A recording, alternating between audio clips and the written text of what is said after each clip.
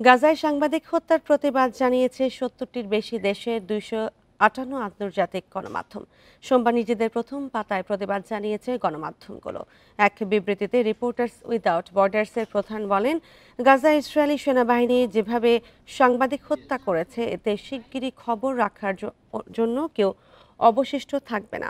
RSF এর হিসাবে Israeli হামলা এ পর্যন্ত ২২০ জন সাংবাদিক নিহত হয়েছে। আর আল জাজিরা বলছে এ সংখ্যা ২৭৮ জন। এসব হত্যার দায় মুক্তির অবসান, জরুরি ভিত্তিতে সাংবাদিকদের নিরাপদে সরিয়ে নেয় এবং বিদেশি গণমাধ্যমকে গাজায় স্বাধীন প্রবেশাধিকার দেওয়ার দাবি জানিয়েছে আরএসএফ এবং গণমাধ্যমগুলো। এরই মধ্যে ইসরায়েলি বাহিনীর বিরুদ্ধে যুদ্ধাপরাধের ৪টি অভিযোগ আন্তর্জাতিক অপরাধ আদালতে দাখিল করেছে সংস্থাটি।